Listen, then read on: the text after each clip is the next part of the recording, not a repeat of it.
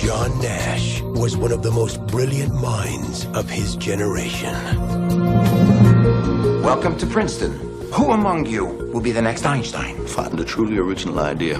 And it's the only way I will ever distinguish myself. It's the only way I will ever matter. He saw the world. Where's Nash? Out there, looking for his original idea. In ways that no one could imagine. This flies in the face of 150 years of theory. Congratulations, John. It's the achievement of a lifetime. From producer Brian Grazer and director Ron Howard. I'm wondering, Professor Nash, if I can ask you to dinner. You do eat, don't you? How big is the universe? Infinite. How do you know for sure? I don't, I just believe it. It's the same with love, I guess. The extraordinary gift What can I do for the Department of Defense? that set him apart. You are the best natural code breaker I have ever seen. You've done your country a great service, son. Would push his mind Get in.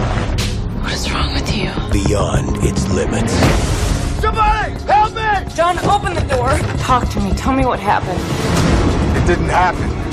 This is not what I signed on for. I'm not leaving. Stop!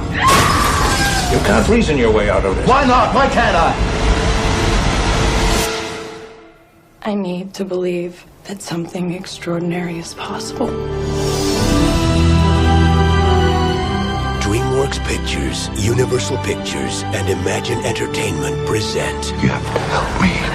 one man's journey to the greatest discovery of all. You don't know it's real. This is real. Academy Award winner Russell Crowe, Academy Award nominee Ed Harris, and Jennifer Connelly. Perhaps it is good to have a beautiful mind, but an even greater gift is to discover a beautiful heart. A Beautiful Mind.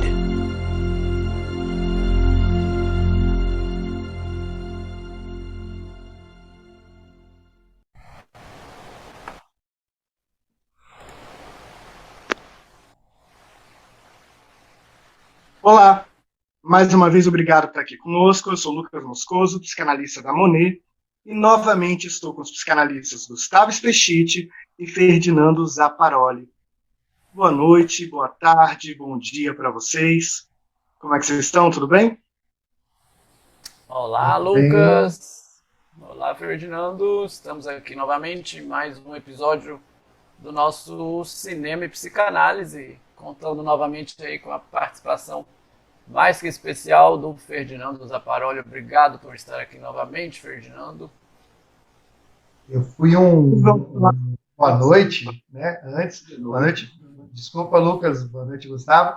Eu fui um golpista, né? Eu convoquei vocês a falar sobre um filme só para que vocês tivessem que me convidar de volta, aqueles oportunistas da psicanálise. Mas foi uma excelente convocação, né? Em todos os sentidos. Aceitamos o desafio e hoje estamos aqui para falar de... Quer dizer, Lucas, ou eu digo? À vontade. De Uma Mente Brilhante, né? Com o qual fomos convocados pelo Ferdinando no episódio passado, né? Falámos aí sobre a história do matemático John Nash, né? E sua relação aí com a esquizofrenia, com tudo que aconteceu com ele, né? E um desafio muito bem-vindo, como eu estava contando a vocês aqui nos bastidores, que me fez rever o filme, revisitar o filme 20 anos depois, porque foi um filme que eu assisti no cinema e numa safra de Oscar muito interessante. Quem acompanha meu trabalho sabe que eu acompanho as cerimônias há muito tempo e foi bem legal. Foi uma viagem no tempo, foi uma oportunidade de ver o filme com outros olhos e preparar uma conversa, um happy hour aí, né? Bem legal aí para esse final de ano. Num episódio bônus, um episódio extra, né? Bastante especial. Sobre o que é esse filme? Sobre o que é esse filme? Eu vou dar a storyline geral do filme. O filme é a história real do matemático John Nash, né? Ele é vencedor do Prêmio Nobel de Ciências Econômicas venceu o prêmio em 1994, né, pela sua teoria dos jogos, e a sua luta com a esquizofrenia. Ele foi diagnosticado com esquizofrenia em 1954 e enfrentou aí um tratamento, enfrentou aí, né, todos os estigmas que a esquizofrenia traz, né, e conseguiu conviver com ela, né, conseguiu superar e conseguiu, de certa forma, se impor perante a condição dele, né, mostrando aí que é possível, né, com o apoio da mulher. E interessante que ele veio a falecer pouco tempo depois do filme ser lançado. O filme é de 2001, 2002. Pouco tempo, ele faleceu em 2015, se não me falha a memória, num acidente de carro, né? Eles morreram os dois juntos, né? E uma história de amor, né? Na verdade, o trailer do filme fala muito isso, é a descoberta do amor, e o filme lida com essa situação, né? Que é bem delicada, né? Não é um filme, ele não chega a ser um filme, uma biografia melosa, sabe? Mas veio uma história de vida mesmo, uma lição de vida. O filme dirigido pelo Ron Howard, né? Que depois veio a fazer o Código da Vinci, o Anjos e Demônios, né? Aquela série lá, Robert Langdon, com a mesma equipe. E venceu 4 Oscars dos 8 que concorreu, mas essas estatísticas eu deixo para o final, né? E jogo a bola aí para vocês, para a gente discutir um pouco, atendendo ao chamado do Ferdinando, sobre John Nash e sobre a esquizofrenia em si. Eu queria só fazer um testemunho pessoal aqui, né? Eu estava no curso de física, tinha entrado no curso de física em 94, então quando o filme foi lançado eu estava fazendo física. E todo mundo convocou, né, naturalmente, a assistir. E eu não conhecia muito pouco da psicanálise, estava ali meio que navegando ali. Desculpa, eu até cometi um ato falho, em 94 eu me formei, eu entrei no curso de física em 89. Né? Mas eu estava ali tinha feito física e fui assistir o filme. E uma coisa que me chamou bastante a atenção do filme agora, olhando com outros olhos, como diz o Gustavo, o Lucas também deve ter passado por essa sensação gostosa, eu percebi como foi para mim fascinante esse filme, porque o brilhantismo do filme se convoca por a gente acreditar em tudo aquilo que estava acontecendo. Então, em você entrar na pele de um psicótico, de um esquizofrênico, né, conforme a gente quiser chamar aqui, tanto faz, mas da gente estar vivendo aquilo, então, de parecer realmente que ele decifrava códigos, que ele fazia toda aquela magia. E já lembrando, Gustavo já diz isso sempre, o Lucas diz também, se não assistir o filme, vai assistir, porque é impossível falar sobre Uma Mente Brilhante sem encher o pod de spoilers, né? Spoiler aqui, não tem jeito. Lucas. Inclusive, eu ia falar do roteiro, né? Que o roteiro é bem dividido em 2 partes. Aí eu ia dar o nosso alerta, né? De pare por aqui. Se não assistir o filme, vá por sua conta e risco, né? Mas realmente não vai ter como não falar, principalmente da cena final, que eu considero assim, bem emocionante. E realmente, olhar o filme com outros olhos, ele te traz umas percepções diferentes, né? A mim, fui ao cinema para assistir por causa dos filmes do Oscar na época, que era a época do Senhor dos Anéis, só para situar. A época do Senhor dos Anéis, a época de Moulin Rouge, né? Então foi uma época bem profícua para o cinema, né? E foi bem interessante fazer essa visita. Mas, Lucas. Eu não sei se vocês concordam comigo, mas sobre a questão do estigma, eu acho que ser desprezado por ter uma doença mental, às vezes ser desprezado por fazer um tratamento, é tão ruim quanto a doença em si. E é algo muito comum. Então a gente está falando sobre um dos maiores matemáticos do mundo, e que ele estava vivo quando o filme foi lançado, ele permitiu que essa história fosse contada. Eu acho isso fascinante. Realmente você tem um ponto interessante aí. A primeira parte do filme, né, que mostra ele chegando lá em Princeton, né, e conversando lá com os futuros colegas, né, você já mostra meio o diferentão, né, que hoje vamos colocar aí que é o bullying, né, o weirdo, é o esquisitão, né, ele já é colocado como isso. E a gente não sabe até o momento o que está acontecendo com ele, a gente só sabe que ele está tendo uma crise ideativa, né, que ele quer muito uma teoria, ele não sabe lidar com as mulheres, ele tem esse tipo de problema, né, então ele vai dar uma cantada na moça, a moça dá um tapa nele, né, e toda essa coisa que a gente ainda não sabe o que está acontecendo com ele. Então acho que ele já tem esse estigma mesmo antes de ser diagnosticado, vamos dizer assim. E uma coisa interessante, Lucas, quem quebra esse estigma é a personagem da Jennifer Connelly, né, que é a Alicia, a esposa dele, que no filme eu fico na dúvida se ela já sabia que tinha alguma coisa errada ou não, mas na segunda parte do filme eu acho que não. Chega a ver que não. Né? Porque ela quebra essa barreira dele, né? Quando ela o convida para jantar, né? Eu só queria te convidar para jantar, né? Então, assim, é bem esquisitão, mas todo mundo te trata assim, mas ela abre a janela, pede os caras lá para parar de trabalhar, né? Então esse estigma é interessante, porque carrega-se esse estigma às vezes mesmo sem ter um diagnóstico, né? O que você acha, Ferdinando?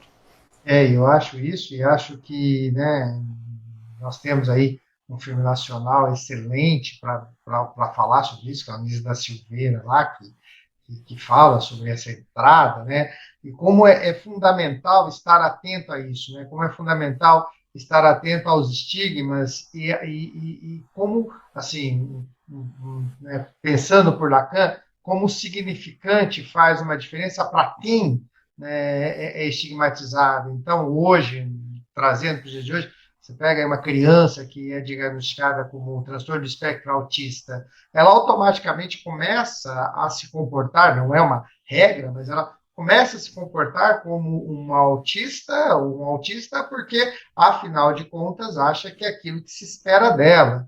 E tantos outros transtornos, né, bipolaridade, etc., que vão sendo criados aí, e as pessoas vão se comportando dessa forma, desse jeito. E no filme, A Mente Brilhante, tem essa magia, né? Talvez justamente porque talvez o John Nash ele já até se reconhecia diferente, mas na sua diferença ele falou assim, vou estar aqui porque só um diferente que é estar na mesa de um bar, entra uma pessoa, ele olha e fala, opa, olha lá o que está acontecendo, olha todo mundo.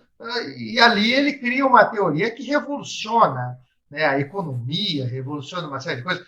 Como disse o Lucas aqui, volto a dizer, né, o Gustavo já disse, voltamos a dizer sobre os spoilers, como disse o Lucas aqui, vai contra Adam Smith, não é qualquer um, né, é quase contra Einstein na física. Né? Então, e ali se transforma num universo. Eu me arrisco a dizer, né, que John Nash é desses loucos que dão certo e que nos mostram que não existe sanidade, loucura, gente normal, gente anormal, que o que existe são pessoas que sofrem, pessoas que são felizes e que nós devemos dar escuta e, principalmente, olhar essa pessoa como individual. Aí é uma das grandes coisas que o filme me convocou, é que se fosse tratar John Nash como se ele fosse um esquizofrênico e o tratamento se aplicava na época, que a esposa dele falou, não, ele vai para casa, eu vou me arriscar com ele em casa, ele não vai ficar internado. Ele talvez não teria tido a majestade de chegar a professor, de conseguir tantas vitórias quanto conseguiu. Lucas? Até porque a loucura é uma linguagem, né? A loucura é uma forma de se defender contra tudo isso. A gente sofre pressões terríveis e a gente tem que, de alguma forma, achar saída para a vida, achar saída para essas dores da existência. O Vinícius de Moraes, junto com o Baden-Powell, eles têm uma música que eu acho formidável, que é A gente já nasce e começa a morrer. Que negócio é esse? Para que serve nascer e começar a contar no cronômetro quando que isso vai acabar? A vida muitas vezes não faz sentido. E a loucura é uma forma de tentar fazer com que ela faça sentido. Alucinar é uma forma de resistência contra essa realidade perversa. Alucinar é... Sabe quando você vai num hospital psiquiátrico e vê uma pessoa dançando com uma vassoura? Talvez ela ali tenha a primeira dança da vida dela. Ela quis dançar a vida inteira, nunca teve um par, mas ela vê naquela vassoura um par. Será que ela vai ficar melhor se eu tirar a vassoura dela e falar: sua louca, pare com isso? Que coisa ridícula, você não percebe que isso é uma vassoura? Eu acho que o tratamento moral, que é o que foi dado, se eu não me engano, até a década de 70, ele ainda está na mente das pessoas. As pessoas ainda procuram tratar esse louco que não obedece às minhas regras. Mas uma coisa bem de Foucault, a gente está vendo o louco como algo que é diferente do que eu sou. É diferente do normatizado. A gente, eu digo, a sociedade, né? Não nós três. E essa busca pela normatização também causa adoecimento. Como, por exemplo, não, essa pessoa ela não tem um abdômen desse jeito, essa pessoa não tem a bolsa tal, essa pessoa não conhece a Disney. E se você não quiser conhecer a Disney? Se você tem dinheiro para conhecer e não tiver a fim de ir? Está errado? Alguém vai julgar, e dependendo da estrutura que essa pessoa tiver, isso não vai ser bem visto. Não vai ser bem aceito. Eu acho, inclusive, que usando uma anedota, né, que eu li há uns tempos atrás, estava lá a mulher no hospício lá, né, com uma escovinha de dente amarrada numa cordinha, e andando pelo hospício, o médico chega para ela: ué, o que é isso aí? Ela falou: ué, não tá vendo? Uma escova de dente amarrada numa cordinha. O médico: nossa, que bom, você vai estar de alta, viu? Fique tranquila, eu já estou passando ali para te dar alta. Aí ela dá 3 passinhos, olha para trás e fala: bora, Luluzinha, consegui me enganar mais um. Né? Então, basicamente, isso que a gente espera, que as pessoas se comportem, né? Se comportem como nós, vejam a nossa visão de mundo, e tenham os comportamentos, que foi basicamente, né, no filme também uma das sensibilidades que esse filme trouxe, que eu acho que quando um filme autobiográfico tem a participação diretamente do artista principal ali, né, isso faz uma diferença incrível, porque ele, em determinado momento, ele fala assim: tá bom, eu não estou tendo mais essas alucinações que vocês estão pensando, eu não estou fazendo mais nada disso, mas ele foi lá para o meio do mato e continuou fazendo as mesmas coisas do tipo, né, fiquem tranquilos, eu estou normal, eu estou tranquilo, mas ele continuou, quer dizer, tudo que se usou, que foi aquele desafio que nós estávamos aqui, eu vou contar para vocês os bastidores aqui, né? Estamos aqui pisando em ovos, querendo ou não entrar no assunto, mas independente de qualquer coisa, que o Nash passou pelo eletrochoque, pela eletroconvulsoterapia, como está falando agora, tomou psicotrópicos, fez, né, análise, passou por psiquiatras, foi internado, e nada disso fez uma diferença, né? Isso eu deixo para os meus colegas contar com mais maestria sobre o filme, mas nada disso fez diferença no tratamento dele. A psicanálise que nos convoca nos diz assim: não é a psicanálise que cura, não é o psicanalista que cura, quem se cura é o paciente, que foi o que aconteceu com o John Nash, né? E a cura dele, inclusive, é diferente, mas isso fica para o final, porque a gente cria mistérios. Por isso que eu acho a psicanálise uma das coisas mais bonitas assim do mundo, porque você, num período de choque, de abrir a cabeça, de tratamentos extremamente desrespeitosos, de não se valorizar a subjetividade humana, você chegar para a pessoa e falar: o que você está sentindo? Desde quando? E deixar ela falar o que quiser. Inclusive, nossa, você é ridículo, você é o pior analista do mundo. E a pessoa sair dali melhor. Isso é muito bonito. Ninguém está sendo agredido, ninguém está sendo humilhado, ninguém está ouvindo. Você não pode usar a camisa salmão, você não pode fazer isso, você não pode fazer aquilo. Ninguém está determinando o que você é, o que vai ser, o que você deve ser.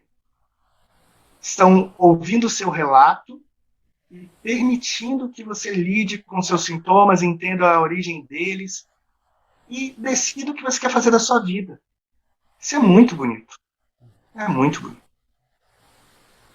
A gente não ia entrar muito na questão do tipo de tratamento, né? O tratamento de choque, né? Para a gente não entrar aí no movimento antipsiquiátrico, etc, etc. Mas isso que está sendo falado aí remete a uma cena do filme que mostra muito isso, que é quando ele tem um surto, né? Com o filho dele, que ele quase, né, afoga o filho dele. Novamente tem os spoilers, tá, gente? E a esposa dele percebe isso, que é isso que você falou, Ferdinando, né?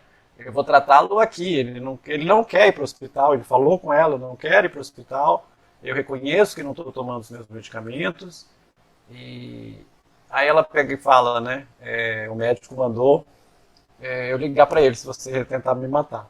Então ali começa um tratamento exatamente, Lucas, nisso que você falou, baseado na escuta, não é uma coisa invasiva, né? E o que me recorda também, o Ferdinando falou, o trabalho aí da Anísia da Silveira aqui no Brasil, né? Nos manicômios, e me recorda também o filme Estranho no Ninho, outro filme que fica a indicação aí, né? Com o Jack Nicholson, que essa história da escovinha, o Ferdinando tem uma coisa semelhante lá no filme, do Miles Forman, que tem um paciente mais ou menos assim, né? E às vezes a gente não vê, né? Vão curar com medicamento, né? O Ferdinando pode falar disso melhor que eu, a questão da medicalização, né? Hoje tudo se medicaliza, né? Então se esconde o sintoma e não se trata, né? Hoje em dia tem o rótulo, que é o estigma que o Lucas falou, né? E eu acho que isso quebra. Eu acho que o que salva o John Nash é o amor mesmo, é o amor, que é o que a gente... É o que a gente prega na psicanálise, né? A cura pelo amor, a cura pela fala. E eu acho que o filme mostra muito isso, né? É o conviver com a doença, o conviver com a situação. Perdão? Eu acho, inclusive, que é um amor tão grande que quando ele se dá conta de que ele tem um problema, né, que é um problema muito sério, ele se dá conta pelo amor, que ele observa que ele envelhece, que o filho cresce, que a mulher envelhece, e que as pessoas que ele amava também, que eram os dois amigos imaginários ali, né, eles não envelheciam. Então, isso pelo amor. E o que o Lucas falou, em 1976, a revista Veja, eu acho que no mês de fevereiro ou março, traz uma manchete na página inteira: descobriu-se a felicidade. E a propaganda era do Prozac, né? Então, a partir dali, Prozac, a fluoxetina, era a pílula da felicidade, que a partir dali ninguém mais teria problema, e de 86 até 90 foi uma das pílulas mais recomendadas pelos médicos. O que aconteceu? Todo mundo continua tendo problema, todo mundo continua tendo dificuldade, muitos dos que se trataram se tornaram dependentes desse comprimido, né? Volto a dizer, né? Já falamos na live passada, no podcast passado, nesse também, não somos contra a medicalização. Às vezes ela é necessária para, inclusive, casos de suicídio e tantas outras coisas, né? Desde que bem recomendado. Que nós temos aqui uma certa restrição contra essa patologização, né? Então, vamos dar remédio, vamos colocar, vamos diagnosticar aí, por exemplo, hiperatividade, dar Ritalina e pronto, resolve o problema. Será que é desse jeito? A escuta dessa criança, a sua realidade familiar, o que aconteceu, etc. Principalmente agora pós-pandemia, onde famílias foram dizimadas, nós vamos receber essas pessoas na clínica, então temos que ter essa responsabilidade.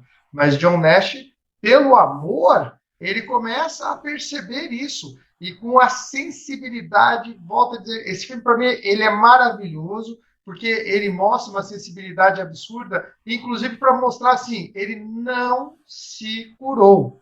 Ele aprendeu a viver com a sua loucura, né? E fazer dela um trabalho eloquente para se tornar um professor, para conviver em sociedade, para ficar casado, para morrer aos 86 anos, salvo engano, num acidente de trânsito, como eu disse. Ou seja, John Nash é o que somos nós. Foi um louco que disse assim, sou, mas por que não trabalhar como pessoas que vocês dizem normais? A diferença é que eu sou diagnosticado e vocês não.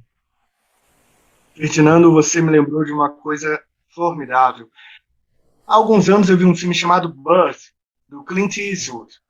Tem uma cena que o jazzista vai receber eletrochoque. A esposa chega para o médico gritando e fala mais ou menos assim: você tá louco? Ele é um artista. Se você fizer isso, você vai acabar com a criatividade dele, ele vai morrer. Se ele não puder mais tocar, ele não é mais ele. Você não pode fazer isso com ele. E eu acho isso fantástico, que é você perceber que a gente só existe dentro daquilo que a gente ama, dentro daquilo que faz sentido para a gente. O autor da teoria dos jogos precisava da matemática, precisava daqueles cálculos, precisava pensar nesse mundo. Se você faz algo que, digamos, cure, não curaria, mas que que curasse a esquizofrenia dele, mas que a matemática não fizesse mais parte da vida dele, você mataria o sujeito. Isso é terrível. Não, mas ele está comportado, olha, está direitinho ali, está bonito, está bem arrumado, não tem mais nenhuma alucinação. Mas ele morreu. É o caso dos artistas em geral, né? Vai pegar aí, sem entrar muito em detalhe, aí na sublimação, né? Ele aparece muito até no início do filme, quando a gente não sabe o que está acontecendo, tem uma cena que ilustra isso, né? Quando ele está na janela, né? Ele escrevia as fórmulas na janela, né? Tentando achar a fórmula dele. Então você vê ali uma relação com aquele número, ele queria ser diferente, né? Realmente, quando ele está lá, ele vai para Princeton, ele volta para Princeton depois que ele sai do hospital, para se ambientar. Então era um ambiente que ele gostava, então ele fica passeando, né? Aí sofre até o bullying, né? Os caras começam a imitar ele.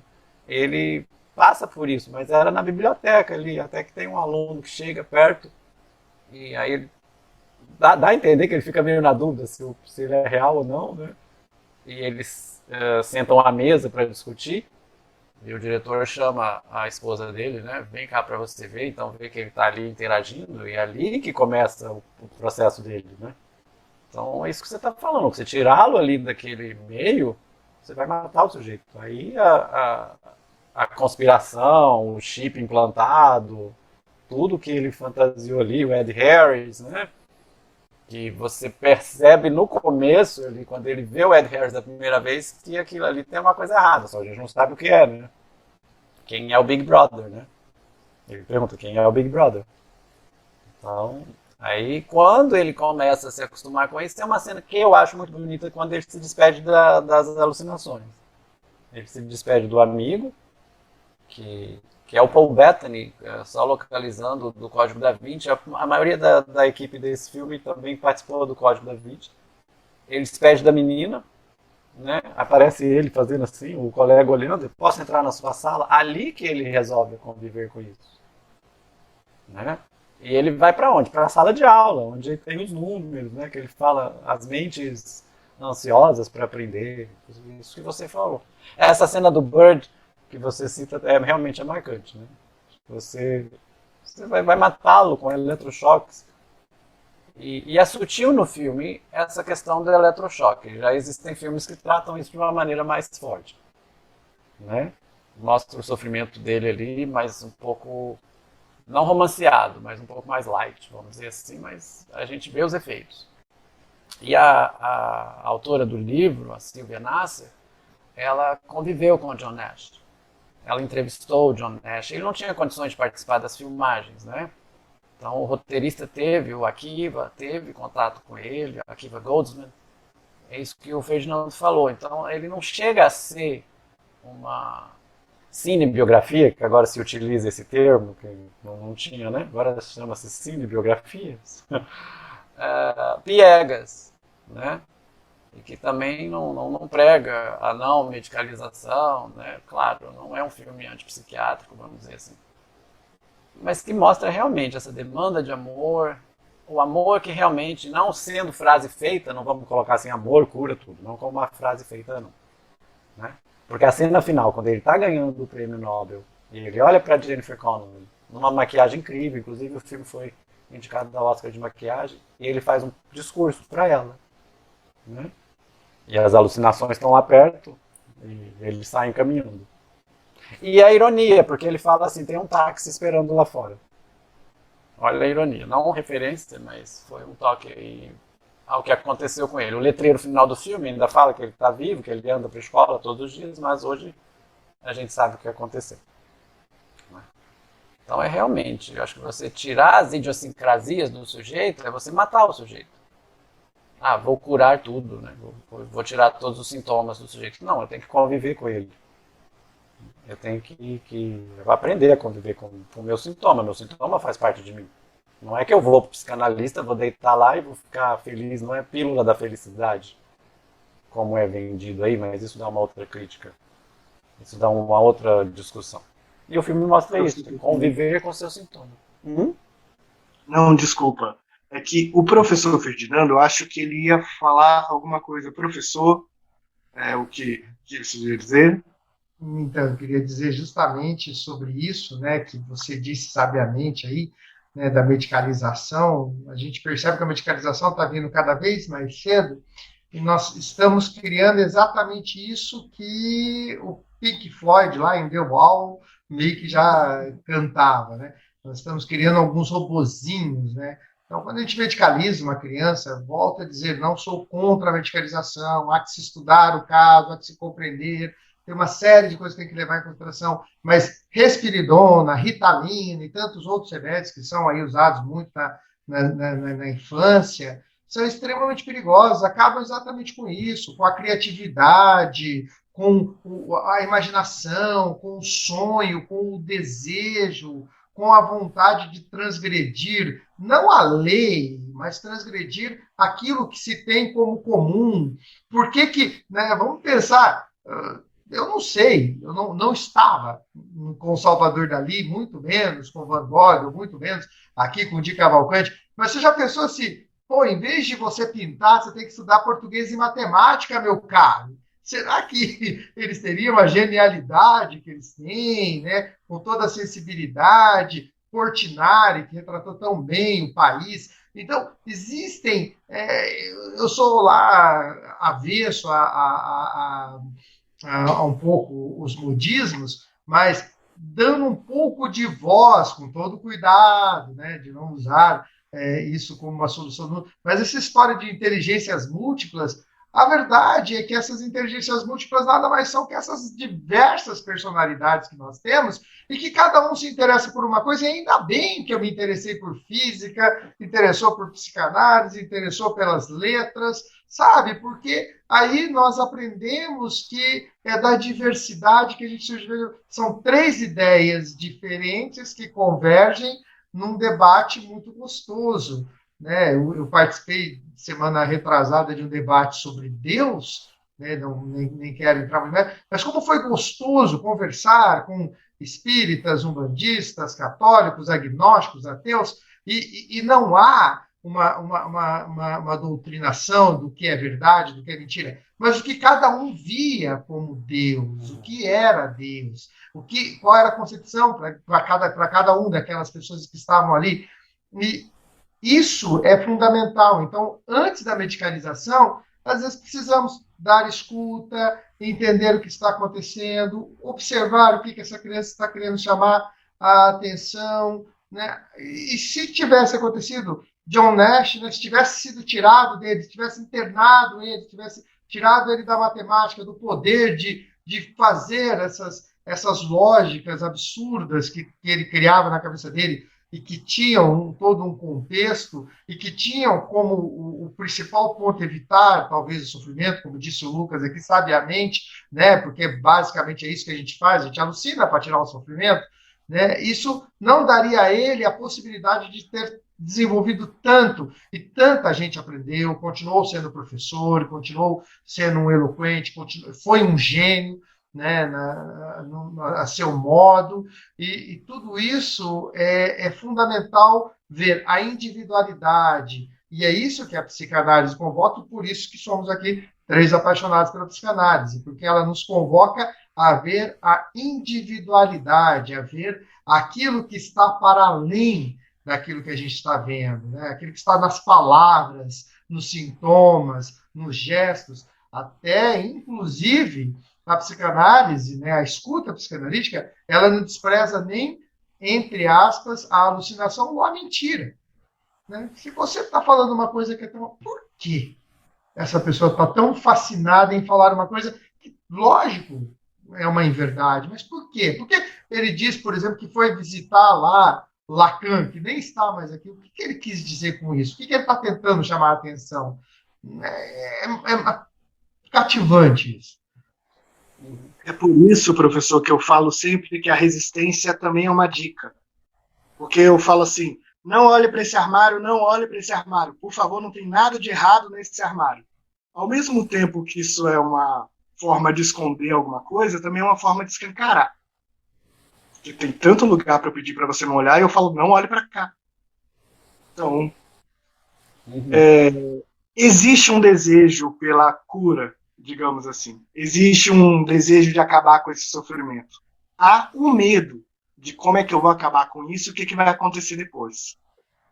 Mas que as pessoas querem ficar melhor, elas querem.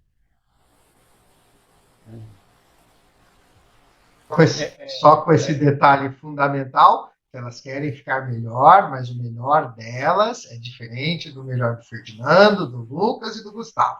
O melhor delas é o melhor delas, que é o meu melhor, né? Como eu disse aqui brincando, né, nos bastidores, é adorável falar esse negócio de bastidores. Né? A gente estava aqui comentando, o Gustavo me elogiou pela aquisição da estante nova aqui atrás de mim. Falei, pois é, Gustavo, o dinheiro não traz felicidade, mas compra estante que é quase a mesma coisa. Mas é, eu estou dizendo no sentido do sofrimento psíquico. Eu quero que esse sofrimento saia de mim, entendeu? Nesse aspecto. Exatamente. E a gente busca isso sempre, né? Que coisa errada, né, Lucas, que a gente vem encontrando agora, a indústria da felicidade, que a gente tem que ser feliz o tempo inteiro, mas a indústria também de não permitir que se sofra, né? Você está sofrendo, a pessoa fala, não, você não pode sofrer, como assim? O mundo está tão belo, a vida é tão maravilhosa. É o falso otimismo, né? Isso é o falso otimismo que é pregado nessas outras filosofias que eu mencionei, né? Então, a Freud já pregava isso lá no Mal-Estar da Civilização, né? As questões das felicidades. A medicalização é uma delas, né? A medicalização seria uma delas, né? E hoje em dia, eu acho que quase todo mundo que a gente conhece tem um PAN na bolsa, né? Diazepam, bromazepam, o que quer que seja. Mas você está citando, pegar um gancho aqui que você falou de Van Gogh, Ferdinando, né? Eu escutei uma palestra, não vou citar de quem foi, mas que estava dizendo exatamente sobre isso. É pegar os furos, né, do real e transformar em arte, né? Van Gogh fez os girassóis, Bird fez a música, John Nash fez os números. E que fica a pergunta, né? Com o que você se encontra quando se encontra com aquilo? Né? No caso do John Nash, com o que ele se encontrava quando ele se encontrava com aqueles números? Com o que o Van Gogh se encontrava quando ele se encontrava com as tintas? Com o que eu me encontro quando eu me encontro com a literatura? Você também, né, Fernando, com a física, com os números, que eu sei que você gosta. O Lucas com o cinema. Então, com o que a gente se encontra quando a gente se encontra com essas coisas? E tirar isso da gente realmente reforça o que foi falado de matar o sujeito, né? Só para encerrar a minha participação, Você, professor Ferdinando, me lembrou uma coisa incrível. Essa cultura da felicidade que você criticou com toda razão, eu acho que afeta muito, muito mesmo profissionais de saúde mental. Sejam eles psiquiatras, psicanalistas, psicólogos, porque essas pessoas parece que elas não têm mais direito de sofrer, que elas têm que ser perfeitas, porque elas trabalham com uma teoria que ajuda as pessoas. Então, por que você está triste se você trabalha com pessoas que estão tristes? As pessoas ficam tristes porque elas são humanas. Se elas nunca mais ficarem tristes, elas vão deixar de ser humanas. E, inclusive, é muito bom que pessoas que trabalham com saúde mental tenham sofrido.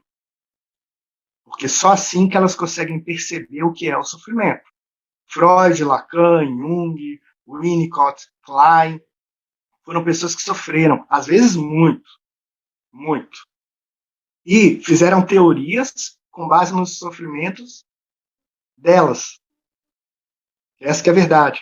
Elas falavam sobre coisas que elas estavam sentindo, mas elas falavam de um jeito para que ninguém percebesse que era a vida delas. Mas muitas vezes era. O brilhante Winnicott era um pediatra e fez uma psicanálise voltada para crianças. Ele era um pediatra, ele viu o drama das crianças que ficaram órfãs pela Segunda Guerra Mundial. Então ele entendia daquilo. Todo mundo sofre. Sofrer não é sinônimo de fracasso. Nunca poderá ser, seja você psiquiatra, psicanalista, professor, enfim, não importa. Todo mundo sofre. E eu acho que a grande lição desse filme é você buscar uma saída para lidar com a sua dor, com a sua doença, com o seu adoecer. Seja ele de natureza psicótica ou neurótica, não sei. Mas a gente tem que buscar saída para essa existência que é tão dura, que é tão difícil, que é tão, às vezes, sem sentido. A gente precisa buscar um jeito de viver. Acho isso muito bonito e muito obrigado. E fiquem à vontade para encerrar, viu? Muito obrigado. Eu queria... tem horas que fica difícil até de falar, né, depois de palavras tão sábias como o Lucas falou. E uma coisa que eu queria aproveitar até, Lucas, e talvez você vai ter que falar mais um comentário depois desse meu, como a gente, né, quem trabalha com saúde mental, né, nós, às vezes, as pessoas querem que, eu não sei, as teorias vão cada vez ficando mais sofisticadas e cada vez elas vão nos tornando cada vez mais robustas. Quem disse que um psicanalista não termina uma sessão, senta, encosta na cabeça, na sua poltrona, ou sai para o lado de fora e não sai com a cabeça fervilhando com aquilo que ele acabou de escutar, com a preocupação, sai atravessado, perde o sono à noite, preocupado com o que seu paciente falou, com a angústia de saber se ele pode ou não acabar cometendo algum ato contra a sua própria vida, com aquilo que está sendo tamanho sofrimento que a gente, a princípio, fica de mãos atadas. Quem disse que nós temos que ser alheios a isso? Quem disse que nós não podemos cumprimentar e falar parabéns, né, no dia do aniversário, encontrar no mercado, né, agora, depois que passar a pandemia, e abraçar e dizer, nossa, que saudade de você, como é que você está? Depois que você passou ali faz um tempo que eu não te vejo, né? Quem disse que somos robôs, né? Quem disse que não podemos pensar dessa forma? E acho mais fascinante ainda, já puxando para esse filme, que é exatamente isso, né? É o que o filme nos mostra da parte, infelizmente, da parte médica, né? Da parte da saúde mental, ali, da parte médica que eu digo, da parte clínica, né? Da clínica médica, de todos os envolvidos com a clínica médica, de não olhar, né? E não olhar e falar assim, cara, esse cara é um gênio da matemática, ele está criando uns negócios, não sei, né? É mais ou menos igual falaram para Einstein, né? Eu não sei o que você está falando, mas sabe que é legal pra caramba? Né? O Einstein falou, tudo bem, você não sabe, mas você está achando legal, beleza.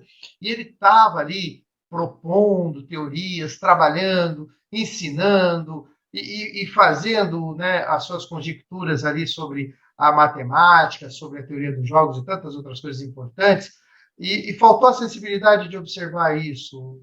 Ele está sofrendo, então isso é o jeito da fuga, mas vamos valorizar as outras coisas de tal forma que a gente consiga, né, ajudá-lo, se for possível ajudá-lo.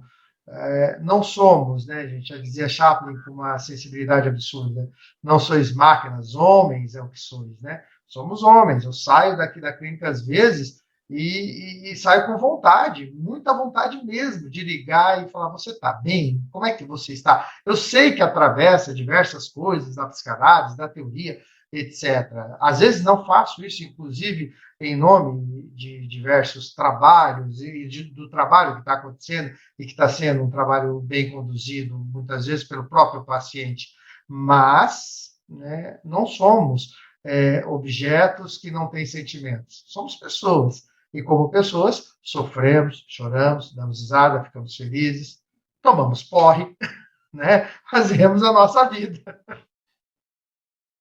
Desculpa, acho que formidável isso, e me lembrou uma história.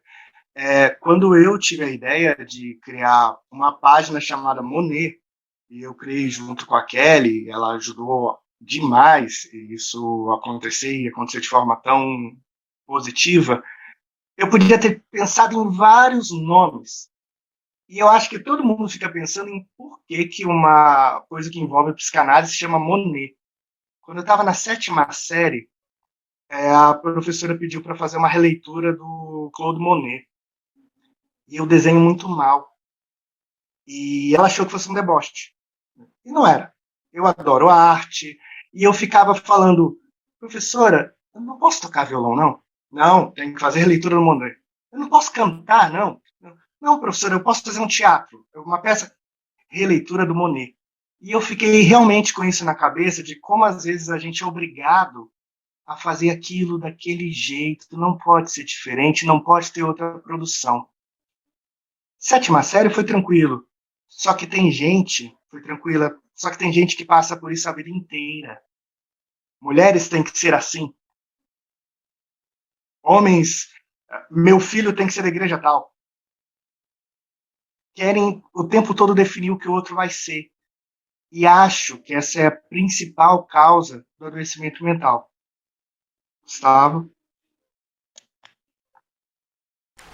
Fica meio difícil falar alguma coisa depois de 2 depoimentos assim, né?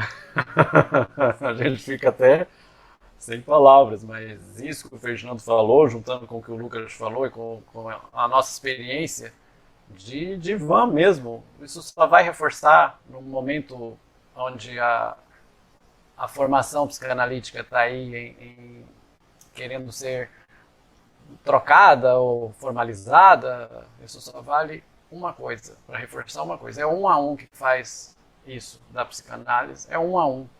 Nós tivemos aqui 2 exemplos de 2 filmes que tratam de alucinações de maneiras diferentes. Nós trabalhamos o Psicose e nós trabalhamos o Uma Mente Brilhante. Né? O John Nash conseguiu, o Norman Bates é fictício, não conseguiu.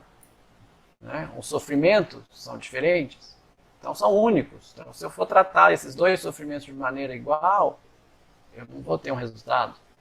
Né? Isso que você falou, Ferdinando, é realmente importante. A gente é humano também. A gente às vezes dá vontade de ligar, de perguntar como tá, sabe? Não tem mais essa de analista que faz semblante. Isso não existe mais. Esse engessamento. Você tem que ficar assim, ó. Murmura alguma coisa lá que o analisando não vai nem entender. Essas coisas elas têm que ser alteradas. Né? No momento aí onde há essa discussão aí, né, da formalização da psicanálise, não é um curso de 4 anos que vai resolver isso. Né? E é com que a gente trabalha. A gente trabalha com emoção, e a emoção envolve arte, envolve literatura, envolve pintura, envolve sensibilidade em todas as formas. Né? Então, dentro de 2 depoimentos desses, fica até difícil falar alguma coisa, mas tentando complementar. Não existe a pílulazinha, né? A pílula vermelha ou azul, não tem isso. Na pós-modernidade, né, isso aí que a gente está acontecendo na era da inteligência artificial e tudo, essas coisas vão se perdendo. Né? Essas coisas vão se perdendo. Se não houvesse a sensibilidade da Alicia, que é a esposa do Nash, dessa cena que eu falei, talvez o resultado teria sido diferente.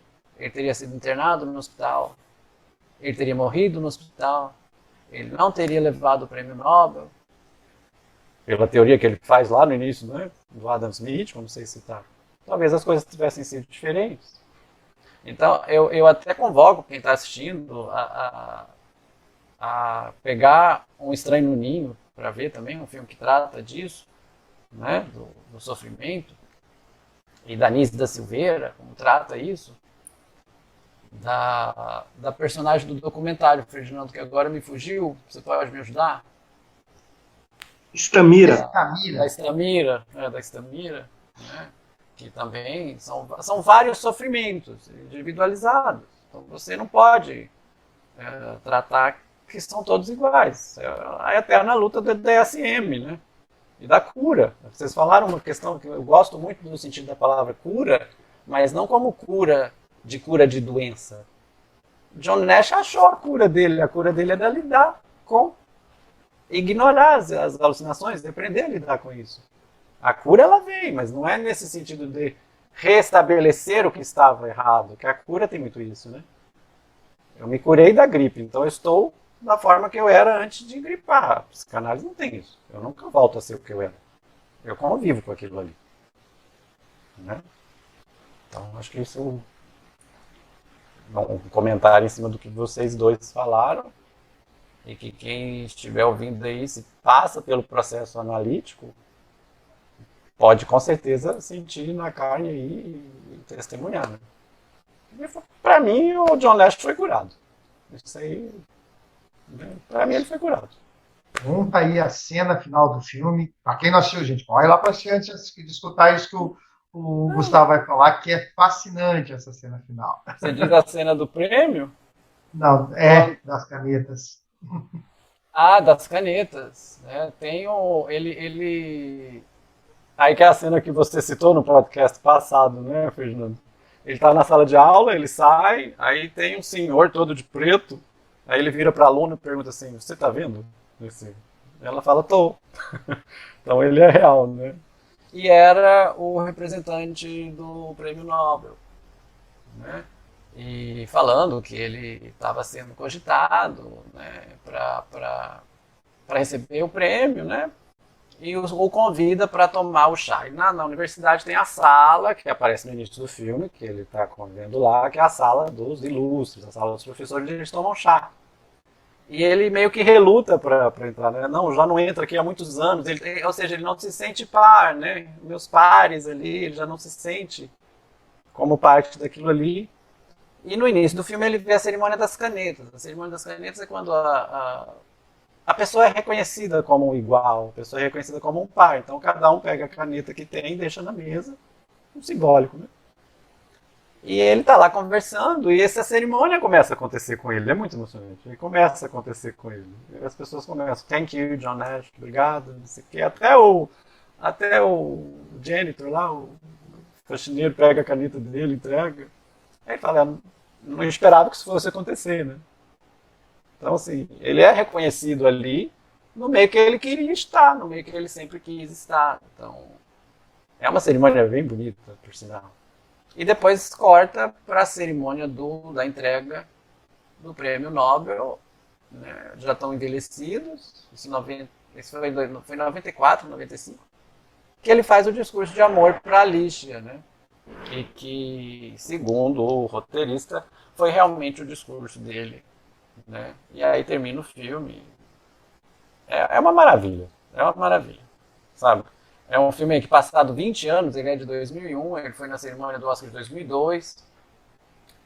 Ele só melhora, acho que ele é um pouco igual ao vinho, né? Ele só melhora com o tempo. Na época, quando tem premiações, a nossa visão é um pouco outra, né?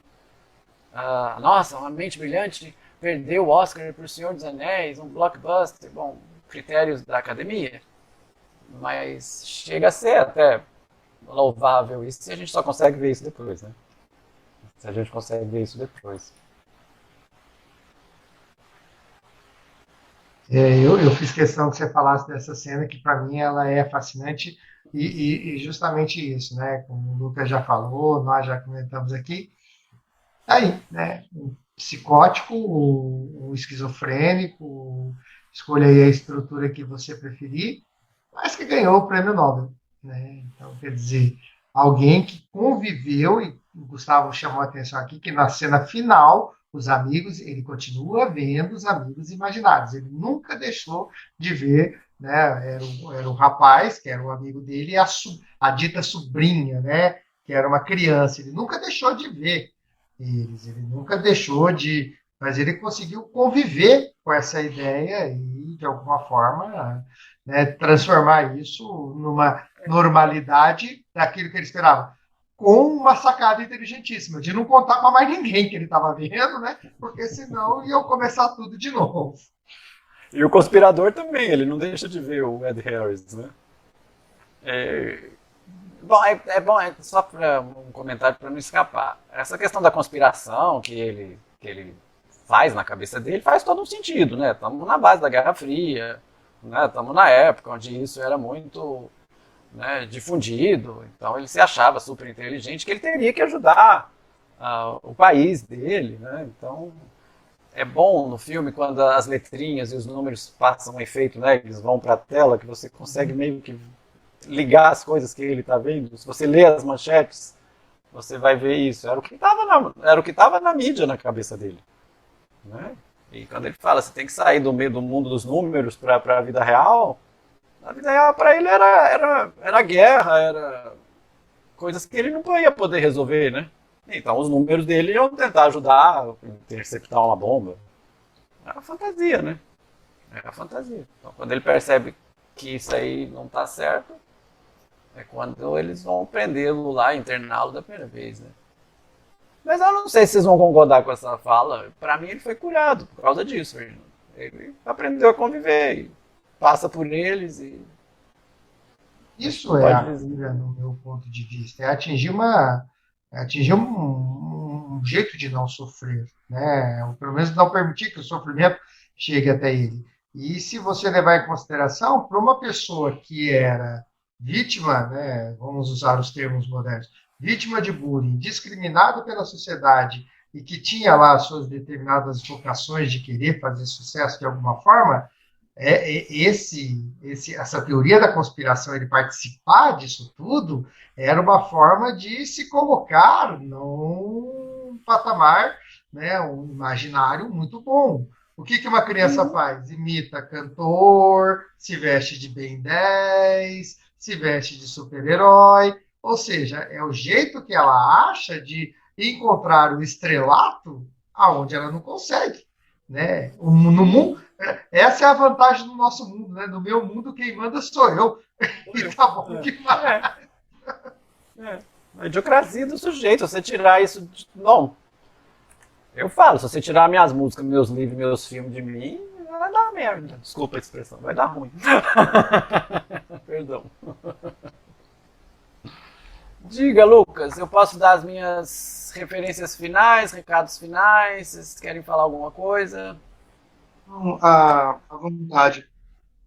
Bom, só agora eu brinquei nos bastidores aqui, gostei dessa expressão sua, Ferdinando, vou usar com mais frequência.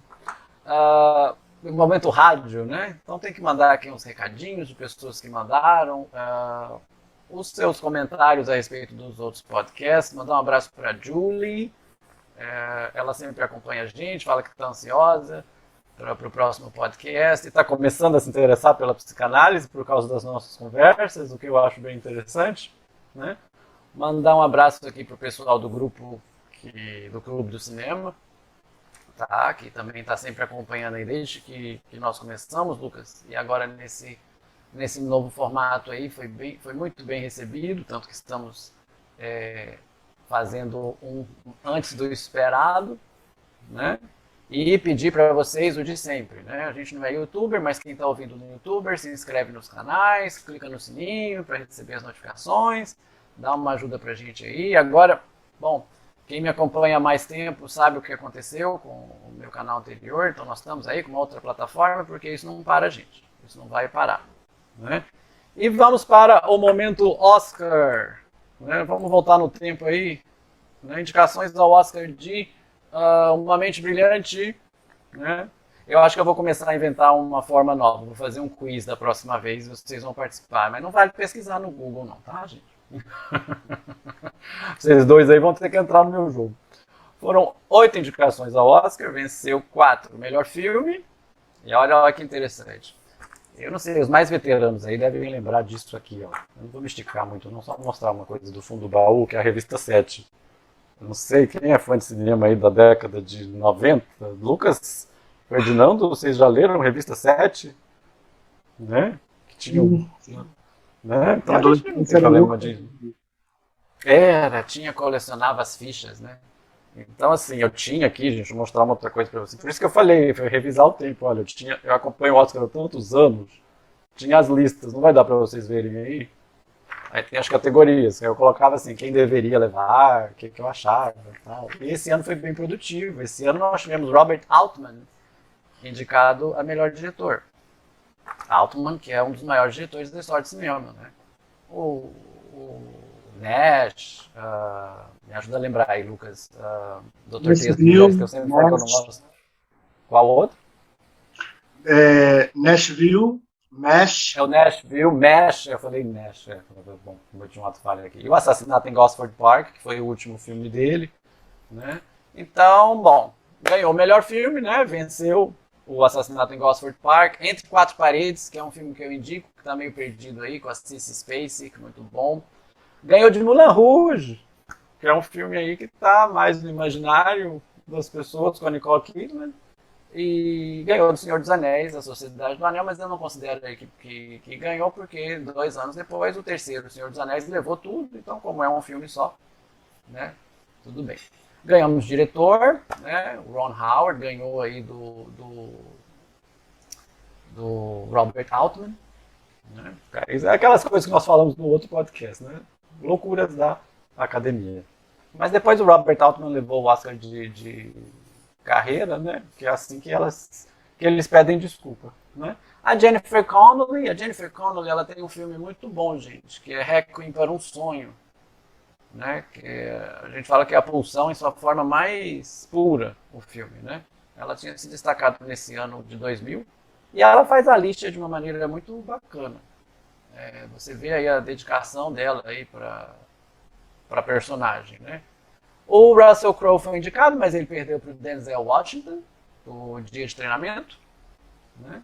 Trilha sonora original, eu gosto da trilha desse filme, é do James Horner, para fazer um paralelo aí, é o mesmo pessoal que compôs a trilha de Titanic, né? Com a mesma equipe, o James Horner e o Will alguma coisa que agora me fugiu, né? Melhor edição e melhor maquiagem perdeu. Então nós temos aí 4 Oscars, né? Numa cerimônia que foi marcante, porque foi quando a Halle Berry, não sei se vocês vão se lembrar disso, ganhou o Oscar pela Última Ceia e foi a primeira atriz negra a ganhar o Oscar de melhor atriz. Até aí só tinha ganho a atriz coadjuvante, né? Então a Halle Berry pela Última Ceia. Então eu lembro, essa cerimônia foi bem marcante. Na edição eu devo colocar alguns flashes aí para vocês lembrarem ou alguma coisa assim. A Mente Brilhante está disponível em vídeos streaming, né? Acho que para alugar. O DVD tem uns comentários bem interessantes, quem gosta de aprofundar, né? Tem o Ron Howard fazendo uns comentários bem interessantes. E fica aí a dica, fica aí o momento Oscar, fica aí o recado para todo mundo. O meu muito obrigado novamente a Ferdinando, ao Lucas, a todos vocês que nos acompanharam até agora, né? Sendo aí o último podcast de 2021, né? Corrigindo um ato falho meu do podcast passado, eu falei que em 2021 teria muito mais coisa. Não, é em 2022, Gustavo, você ainda está atrasado, né? E estamos aí, dúvidas, comentários, deixem aí, incomodem, perguntem, estamos aí. Muito obrigado, Gustavo. Muito obrigado, professor Ferdinando. Obrigado principalmente a você que esteve conosco até agora, viu? Feliz ano novo para vocês. Tá bom? Isso aí, feliz ano novo, feliz Natal, Ferdinando, Lucas, a todo mundo que nos escuta e tamo junto. Exatamente, estamos juntos, até uma próxima. Muito obrigado, Gustavo, Lucas, por mais essa participação. Contem comigo sempre que vocês quiserem, estou aqui à disposição, adoro participar desses debates. E bom ano novo para todos nós, que seja um ano de esperança, de renovação, depois de 2 anos tão complicados, né? Uhum, com certeza. Já está convocado vou deixar registrado aqui, né? Vai ficar convocado como convidado fixo. Nós vamos montar um pequeno Manhattan Connection aqui. Estou à disposição, adorei fazer parte desse trabalho. E é uma forma de a gente fazer a psicanálise ultrapassar os muros do consultório, né? E chegar até todas as pessoas, né? Seja por qualquer via, desde que ela chegue e ajude no sofrimento. Boa noite a todos. Muito obrigado, viu? Boa noite. Boa noite, Gustavo. Boa noite, Ferdinando. Boa noite a todos.